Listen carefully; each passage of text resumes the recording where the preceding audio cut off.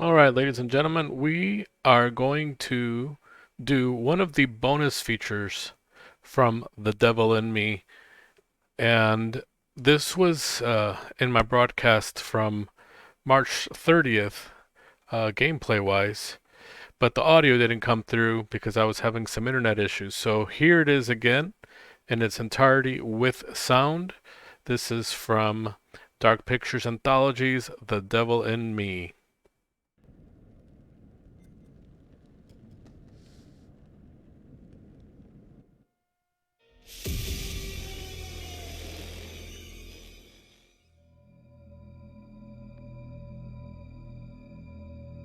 Torture chambers, secret passageways, vats of acid, and deadly vaults. In 1895, Chicago police unearthed horrific evidence of torture and multiple murders at the sprawling castle of H. Holmes. Masquerading under the guise of caring doctor, kind husband, and prominent businessman, H. Holmes was a contemporary monster, designing his buildings solely for the disposal of human bodies. Torture Doctor, Monster of 63rd Street. H. Holmes was America's first serial killer.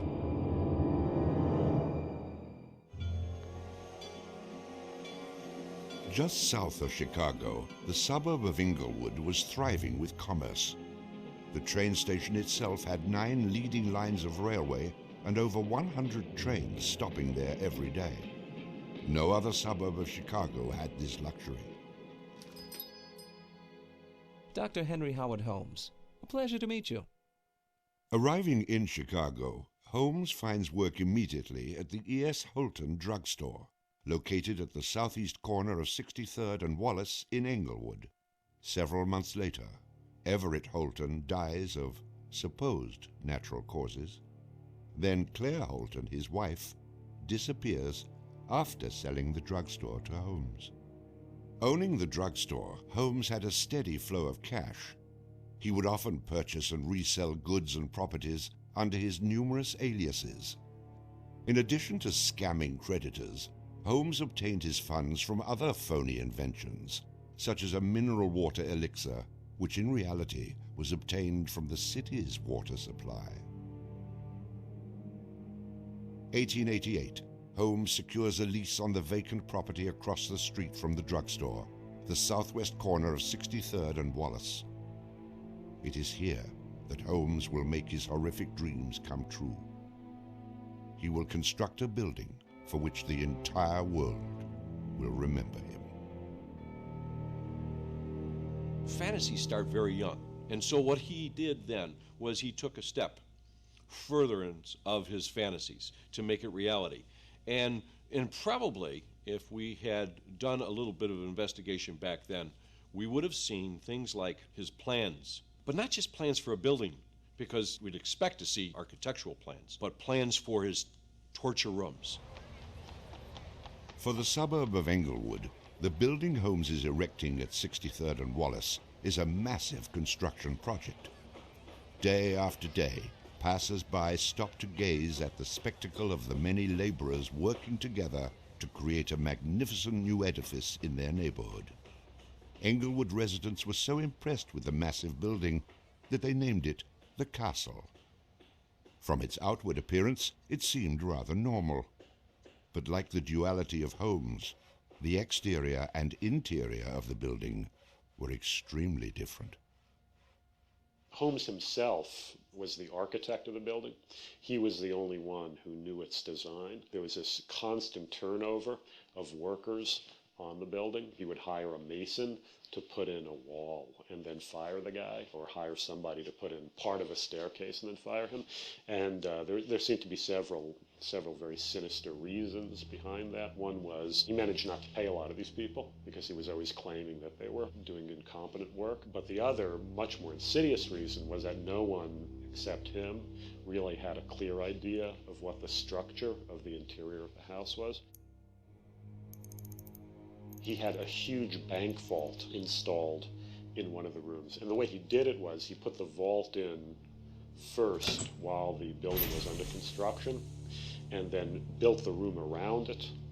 And he bought this thing on credit and then refused to pay for it. The bank company said they were going to repossess the vault. Holmes said, well, come on in and do, but if you damage my building in any way, I'm going to sue you for everything you're worth. The bottom floor of the castle housed a pharmacy, jewelry store, barber shop, restaurant, and a blacksmith shop. Behind this innocent facade was a Gothic house of horrors, designed by the mind of a monster.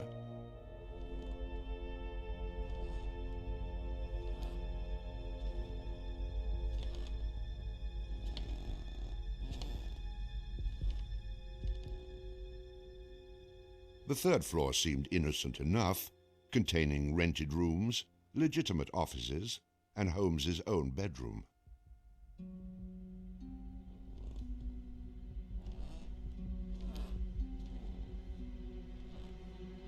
But it was the second floor that contained 35 rooms, many specifically designed as killing chambers.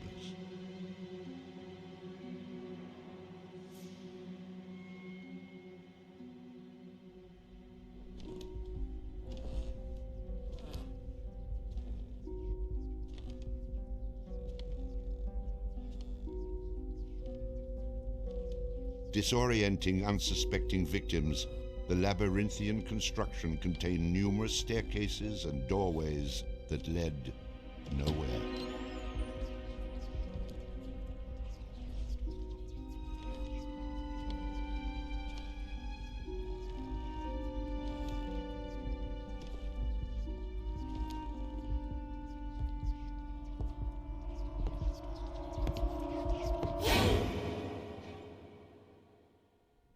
For a quick method of hiding a victim's body, a concealed greased chute and trapdoor led directly into the basement of the castle.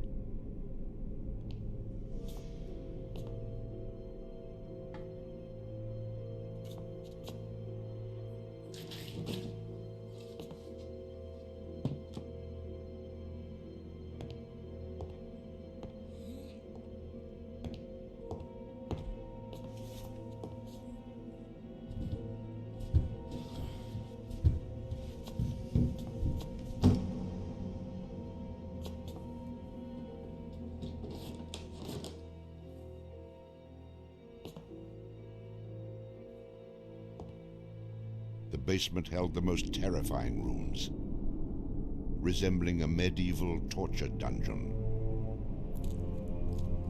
Acid vats, quicklime pits, and a crematorium disguised as a glass-bending furnace were Holmes's favorite methods of immediate body disposal.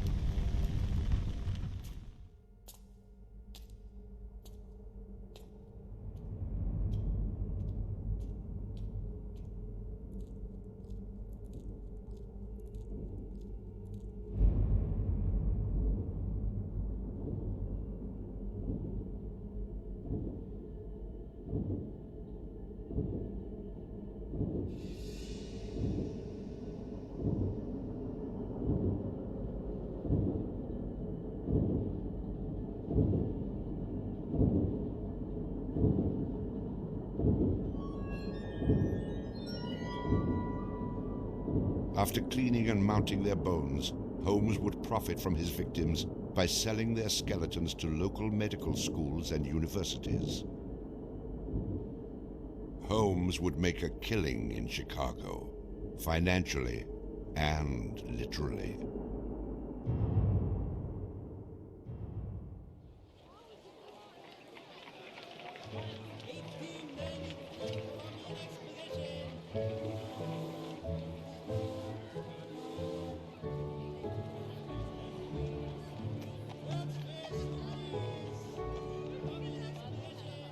May 1st, 1893, the World's Columbian Exposition is open to the public in Chicago.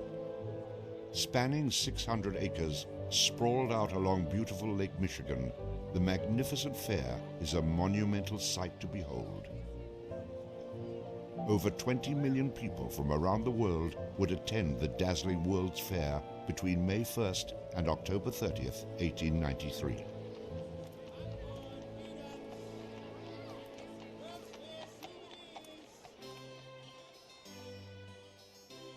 Holmes utilizes the World's Fair as the perfect opportunity to capitalize on his demented design of the castle.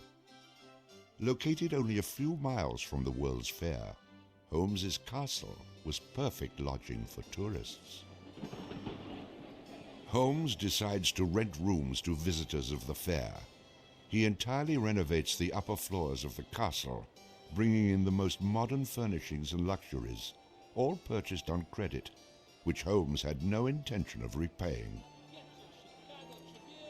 In addition to placing newspaper ads for rooms to rent, Holmes visited the fair with several of Benjamin Peitzel's children, preying on elderly women who flaunted their wealth, making sure he invited them back to the castle for a warm night's stay in a soft bed.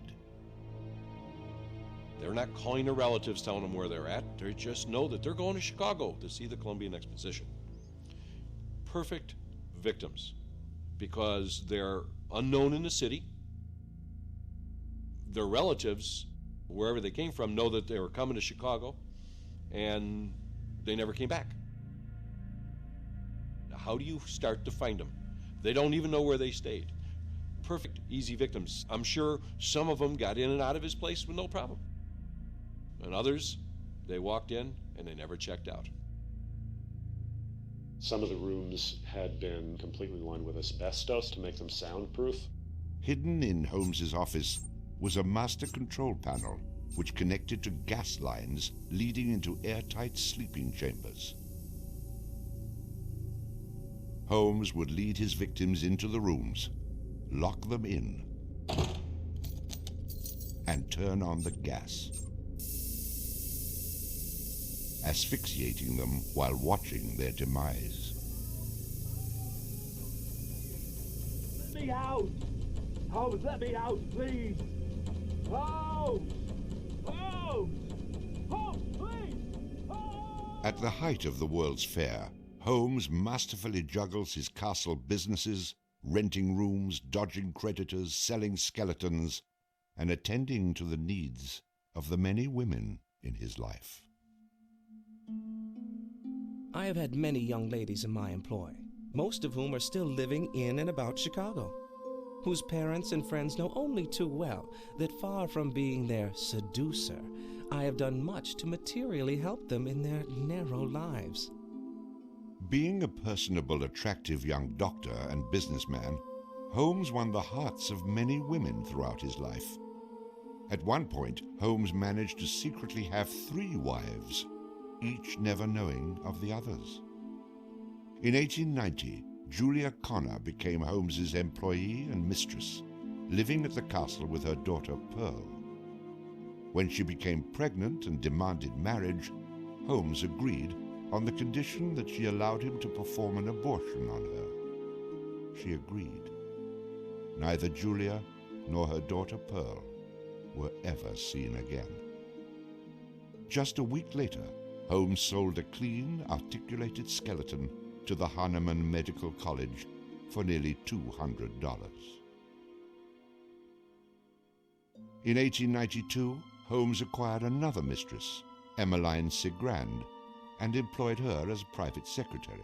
Holmes sent Emmeline into the vault to retrieve some papers and sealed it, suffocating her to death. Several weeks later, the University of Chicago acquired a female skeleton from Dr. Holmes. In 1893, Minnie Williams became Holmes's new private secretary and eventually his mistress. Minnie was the beneficiary of a property in Fort Worth, Texas, valued at over $40,000. Holmes murdered Minnie and her younger sister Nanny after having Minnie sign over the Fort Worth property to him. In 1894, Georgiana Yoke became Holmes's 3rd wife. He married her under the name Henry Mansfield Howard. Like his other legitimate wives, Georgiana lived out her entire life. On July 19, 1895, Chicago police enter the Holmes castle. The world would now learn of the horrors that the castle had kept secret for so very long.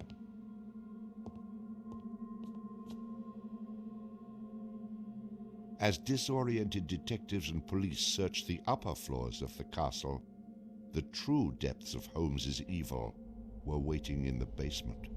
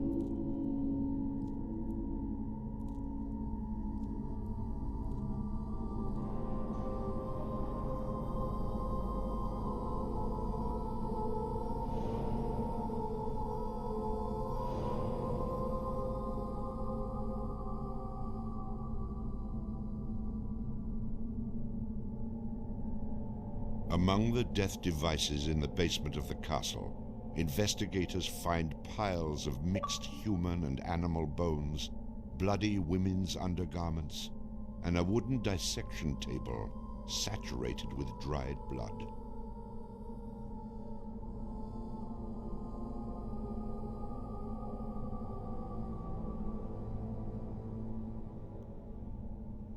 Chicago police were inundated with names of people reported missing from the World's Fair.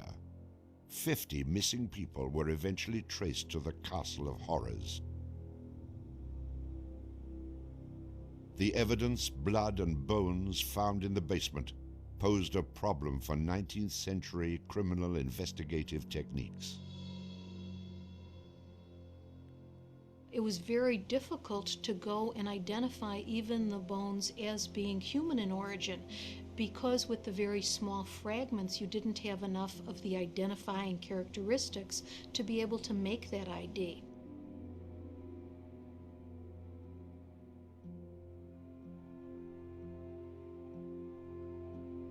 The world is now calling Holmes the monster of 63rd Street, torture doctor, and the modern Bluebeard.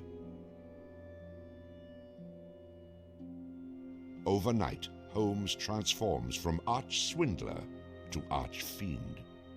A Chicago journalist calls Holmes a multi-murderer.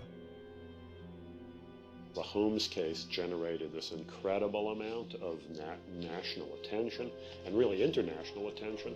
Really in his own time and in America, Holmes was much more notorious and more widely known than Jack the Ripper, who was a contemporary of his.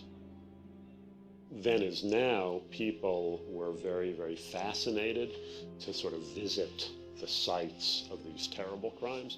And his castle became a kind of tourist site. And there were various people who wanted to take it over and turn it into a kind of murder museum. And then, just before some impresario was about to make it again into this tourist attraction, it burnt down. Somebody burnt it down. I mean, it could have been, who knows, some outraged citizen who didn't want this to become some very morbid tourist attraction.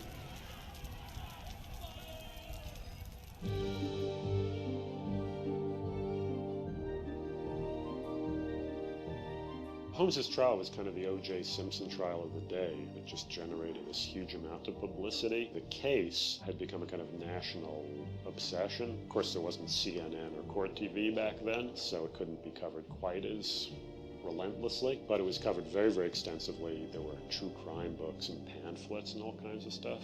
And Holmes himself had become a sort of folk figure almost, you know, the sort of national boogeyman.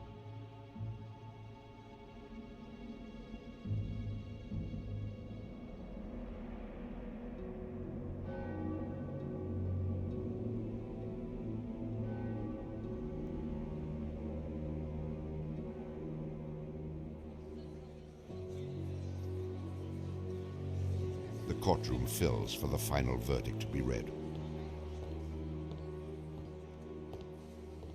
Holmes becomes extremely nervous when not one of the jury members looks at him. In his entire criminal career, this is the moment Holmes never believed would occur. He is found guilty of murder in the first degree. Herman Webster Mudgett, alias H. Holmes, would be hanged on May 7th, 1896.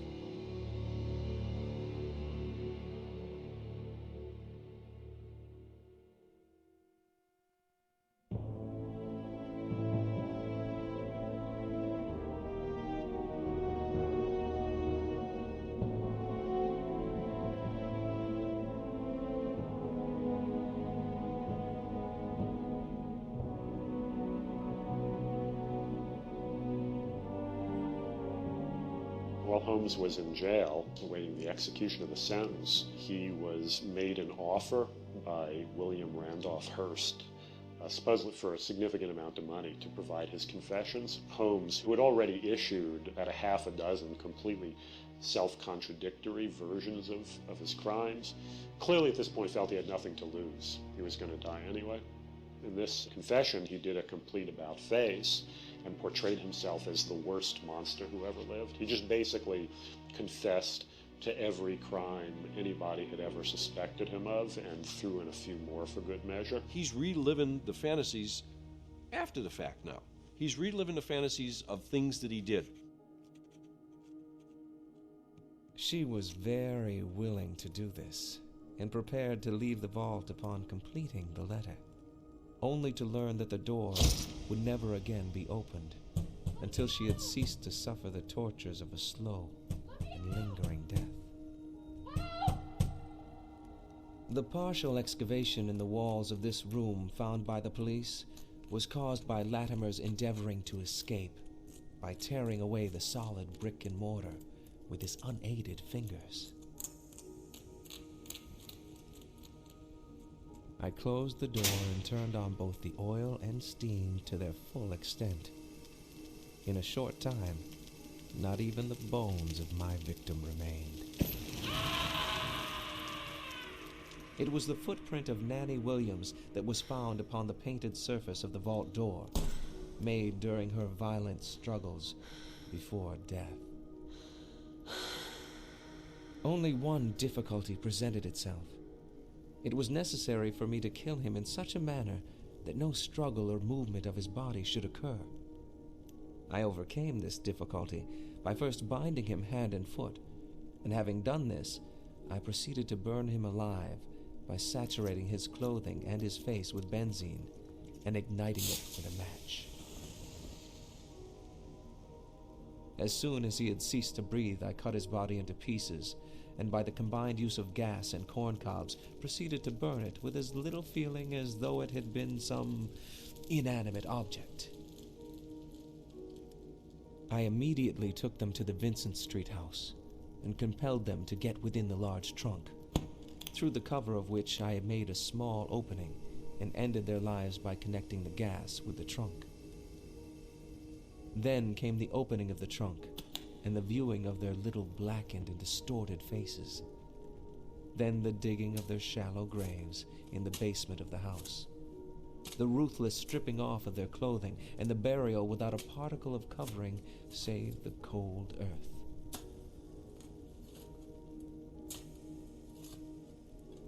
I am convinced that since my imprisonment, I have changed woefully and gruesomely from what I was formerly in feature and figure. My features are assuming a pronounced satanical cast. My head and face are gradually assuming an elongated shape. I believe fully that I am growing to resemble the devil.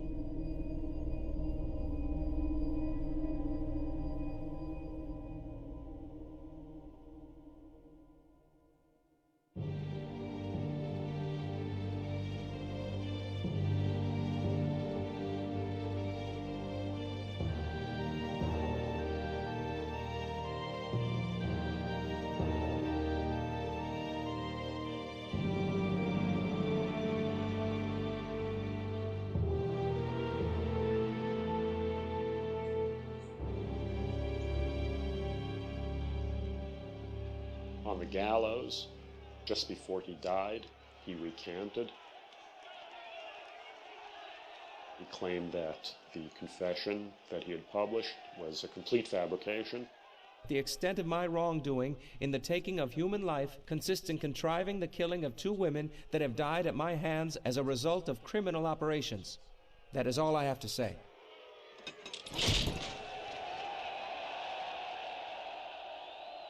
H. Holmes is hanged on Thursday, May 7th, 1896, just 9 days before his 35th birthday.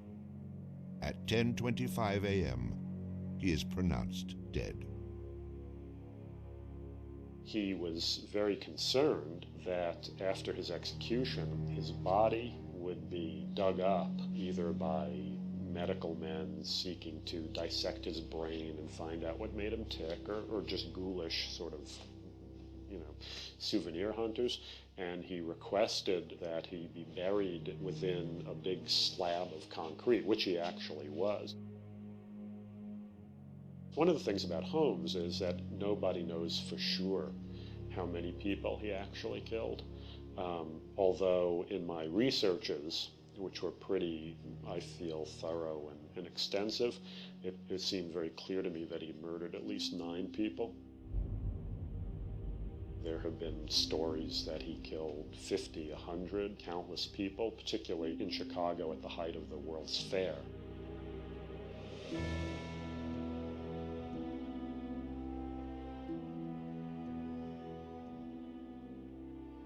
How many people did Holmes actually murder? Most likely, no one will ever know.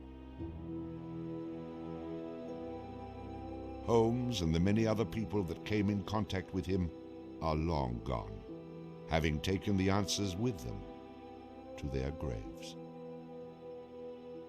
I was born with the devil in me. I could not help the fact that I was a murderer no more than the poet can help the inspiration to sing. I was born with the evil one standing as my sponsor beside the bed where I was ushered into the world. And he has been with me since.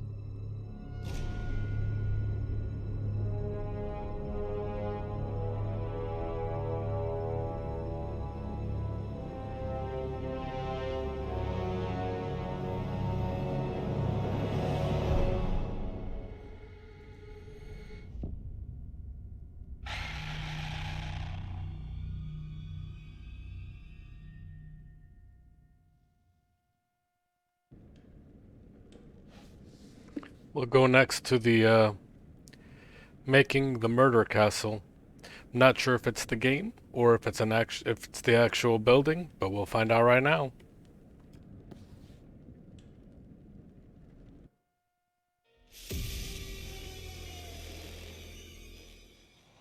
So, what do we know about this guy? He's rich, he's a recluse, he's obsessed with H. Holmes. We're going to a property he inherited from a relative. Some of the rooms are full recreations from the murder castle. Dumet has blueprints, documents, artifacts. Totally sane, I'm sure. There are various elements we knew we wanted to explore when designing the hotel. From developing areas and set pieces that generated a constant sense of uneasiness and tension, to memorable trap rooms that forced the player into frantic life and death decisions. I'm so sorry. We took a lot of inspiration from Holmes' original murder castle, as we wanted to capture the way that Holmes' castle was created to disorientate and confuse his victims. Welcome to the World's Fair Hotel. As cunning as Dumet is, not everything in his castle runs like clockwork anymore. His operation has become so vast that he can't maintain everything, and the Lonnet crew have turned up at just the right time to exploit that.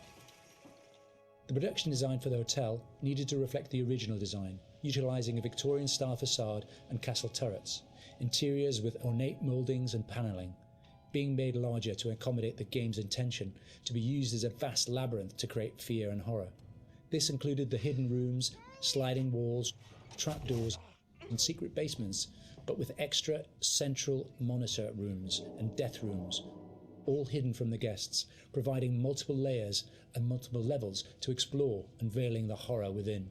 Special attention was given to the design of the areas such as the lobby, the bar area, and the dining rooms to provide an authentic, believable Victorian hotel, bringing a feeling of magnitude and foreboding to intimidate the player. Guys? Is that you? The hotel guest rooms were designed to be opulent yet aged, in keeping in style with furnishings and fittings, yet having additional modern electronic window shutters installed to trap the victims. Secret observation rooms were also built adjoining, with hidden doorways to enter. Corridors were cleverly designed to include mechanical sliding walls hidden within the Victorian framework, used to change the layout of the labyrinth throughout the hotel. Fuck. The murder inventions designed within locations included the suffocation and crushing rooms, furnaces and acid baths. The monitor room was a newly constructed area, deep within the core of the hotel. This room allowed Dumet the full control of the labyrinth and its workings. In The Devil in Me, we make use of a range of mechanics new to the Dark Pictures series to help convey the unsettling mood and threat of the hotel. With an expanded focus on exploration, the player spends a lot of the time exploring the hotel's labyrinthian corridors, and as each character revisits a shared area, the feel of it changes. Each character has their own unique light source. Erin and Jamie, as the practical sound and lighting techs, have fairly straightforward torches, with Erin's directional microphone providing an additional small light when in use. Mark, the camera operator, has his camera flash, lifting the darkness in short bursts and providing mini jump scares as the player suddenly sees something out of the gloom. Kate lights her way around with her makeup mirror, providing a small amount of light to fumble through the corridors. And then Charlie's sole light source is his own cigarette lighter, casting the hotel in its flickering orange light and barely really lighting anything at all. Jamie, over here. Each character experiences these shared areas differently through this, adding to the sense of the familiar hotel rooms changing with each visit. It's amazing. The Allen Hotel was originally built in the 1890s. It was converted into a spa later on until it was abandoned and finally chosen by Dumet for his murder playground. Some parts had been restored, like the rooms the characters stay in and the lush lobby and bar areas on the first floor. We work closely with concept art and art direction to create distinct color palettes and ornate assets that made those areas more inviting while still leaving something unsettling about their imperfections. But elsewhere, we could show the hotel and spa's original treatment rooms and the indoor pool which had fallen into disrepair and other thematically different places. Our second challenge was getting into Dumet's head. We knew that he was supposed to be a very meticulous man. He's the sole architect of this place and proud of his creations. Some rooms are deliberately left in disrepair. We created them with the base layers showing, and we scattered building equipment around to tell the narrative that Dumet still has plans for them. Others he had completely purpose-built. That's where we used a mix of old brick and breeze block materials next to each other to create contrast.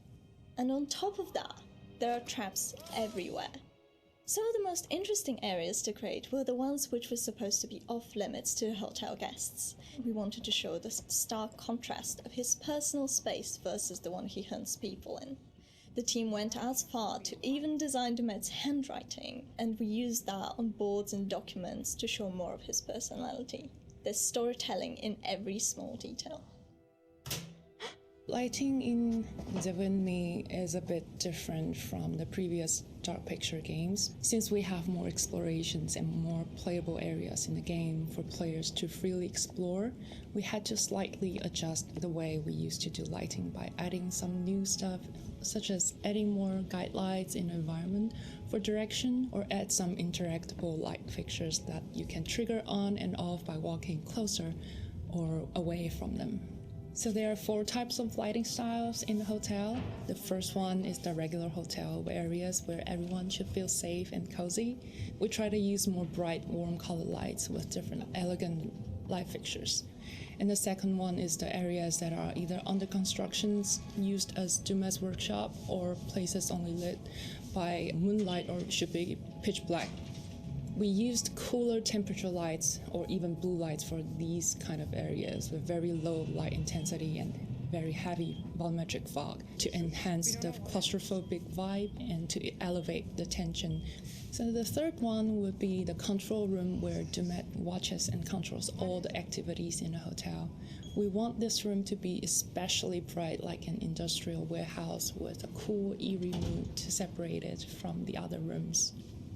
And the last one is all the rooms that are designed to be slaughter stages. Killing is like creating art to Dumet, and he wants all his artworks to be presented epically with audiences, classical music, and beautiful lighting setup. So in these areas, unlike the others that have more neutral color in the lights, we tend to artificially light these areas with either theatrical lighting or use high contrast saturated lighting setup so that we know something is going to happen. If we don't do something, both of them will die, Mark. We wanted to provide players with a truly realistic historical Sonic experience whilst inside the murder castle. We researched multiple properties and buildings built within the same period as the original Chicago murder castle. Authentic door foley and sound effects elements were high on our priority list. We recorded multiple door openings, closings, handles, rattles and squeaks. Throughout pre-production, we'd seen all the variations of emotion characters would be displaying when using the doors, ranging from calmness through to blind panic and incensed rage. All these emotions could be channeled into the performance we recorded. Another element of the soundscape we went into considerable detail recording was floorboard and stair creaks. Virtually every step we took provided us with a distinctive and unique sound. We recorded these creaks in 3 states: running, walking, and walking slow. To further add to this, as the characters climb higher inside Dumet's murder castle, the creaks will become more frequent as you enter unfinished rooms, exposed walkways, and the structural integrity of the hotel becomes more dangerous and unstable.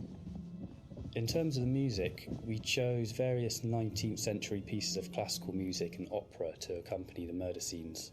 These would have been the pop music tracks around the time of H.H. Holmes, providing a cognitive link between past and present. Classical music and opera accompanies a lot of the murder scenes, often playing through a gramophone or a tannoy, which is then fed back through our bespoke impulse responses to allow the music to naturally echo throughout the cellars and corridors of the space. What is this? We took a similar approach as well with the abstract sound design, including nods to classic horror films with really discordant, unnerving piano impacts and bowed metal interspersed with electromagnetic recordings, synths and ultra-modern distortion to provide that juxtaposition and that link through time between the historical setting and the modern-day story. Designing the hotel as a play space presented different challenges than previous Dark Pictures games. We've gone from quite open environments in House of Ashes and Little Hope to a more enclosed one with the hotel. The ability to revisit previous environments at different points in the story, with different layouts and different emotional states, meant that we had to collaborate very closely with each other to make sure we designed each area to cater for every requirement. We had to think how a lit corridor would feel if multiple characters roamed around it, versus the same corridor drenched in darkness with just a singular player character. Empty hotels are inherently eerie, and it allowed us to play with the idea of liminal space to try and create a murder castle that felt uncanny. It's something that felt truly unique.